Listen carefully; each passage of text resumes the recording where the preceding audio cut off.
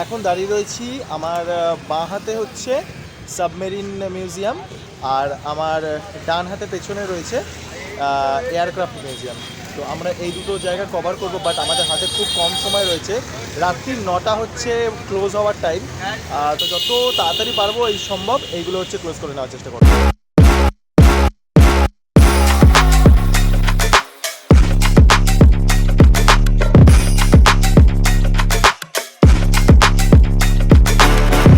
তো আমরা এখন চলে এসেছি 100 টাকার টিকিট কেটে সাবমেরিন মিউজিয়ামে।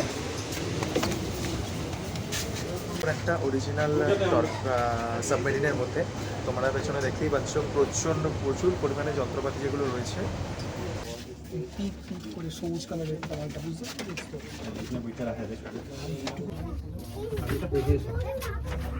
মাথা দেখে, হ্যাঁ বারবার বলছি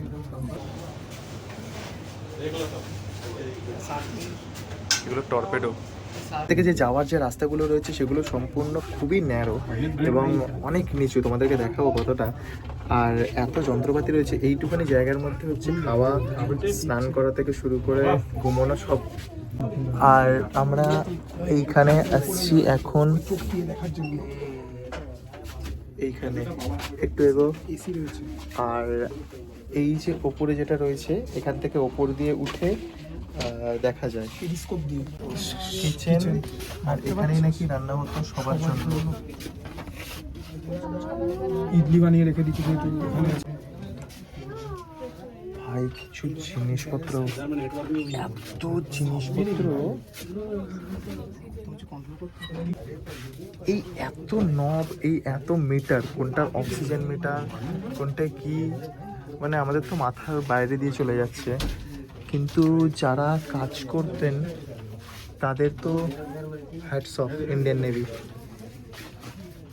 এবং এখানেও প্রচুর জিনিস রয়েছে, মানে নাম না জানা কতই।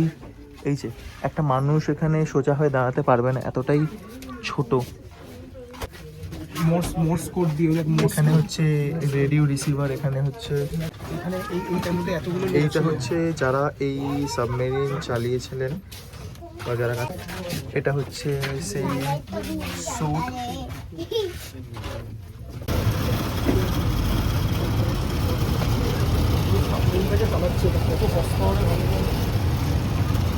এগুলো হচ্ছে সব পিস্টনগুলো।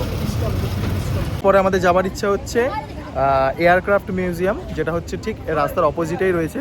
তো ভিডিওটা এখনও তোমরা দেখছো, আর তোমাদের যদি ভালো লেগে থাকলে চ্যানেলটাকে সাবস্ক্রাইব করো, কমেন্ট করো, লাইক করে জানাও তোমাদের কেমন লাগছে। আমরা এখন এই সাবমেরিন মিউজিয়াম থেকে বেরোলাম, আর রাস্তার ঠিক অপোজিটেই রয়েছে এয়ারক্রাফট মিউজিয়াম, ওখানে আমরা যাব। একটা প্রবলেম হয়ে গেছে, প্রবলেমটা হচ্ছে যে সুমিতের মোবাইলের চার্জ শেষ হয়ে গেছে বলে আমার মোবাইলে শ্যুট করা হচ্ছে। আর আমার মোবাইলে ক্যামেরার কোয়ালিটিটা অতটা ভালো না, তোমরা দেখেই বুঝতে পারছো। এই যে ফ্লাইটটা, এটাই যুদ্ধ সময় এক সময় ইউজ হয়েছিল। এখন আমরা চলে এসেছি এয়ারক্রাফট মিউজিয়ামের মধ্যে। এই মিউজিয়ামটা অলমোস্ট ফাঁকাই থাকে সবসময়। আমরা দুজন এসেছিলাম এবং আমাদের দুজনের সাথে আরও 2-3 জন মতনই ছিল। তো এটা অলমোস্ট সারাক্ষণ ফাঁকাই থাকে। আর এখানে আমরা যে সেকশনটা চলে এসেছি, এখানে সমস্ত রকম মিসাইলটা রয়েছে, মানে এই ফ্লাইটে যখন ইউজ হতো যে মিসাইলগুলো লঞ্চ করা হতো সেইগুলো। একটা বম্বার প্লেনের মধ্যে কত রকমের মিসাইল থাকে বা জিনিসপত্র থাকে, সেই সমস্ত কিছু এখানে রাখা রয়েছে। এই সেকশনটার পরের পোর্শনটাই হচ্ছে ককপিট এরিয়া, যেখানে এয়ারফোর্স সোলজাররা বসে থাকতেন। আর তোমাদেরকে দেখাচ্ছি এই সামনের যে পোর্শনটা, এটা লক করে রাখা রয়েছে, বাট কাঁচ দিয়ে রাখা রয়েছে যে ভেতরে কেমনভাবে অপারেট করতো, এবং ককপিট এরিয়াটা। আর ওই যে দূরে পাইলট যেখানে বসে রয়েছে ওখানে দেখা যাচ্ছে। মিউজিয়াম আমাদের ঘোরা হয়ে গেছে, রামকৃষ্ণ বিচে একটুখানি বসে এখন চলে যাচ্ছি হোটেলের জন্য। আজকের মতন এটুকু, দেখা হচ্ছে কালকে সকালে দেখা হচ্ছে আরাকু যাওয়ার পথে।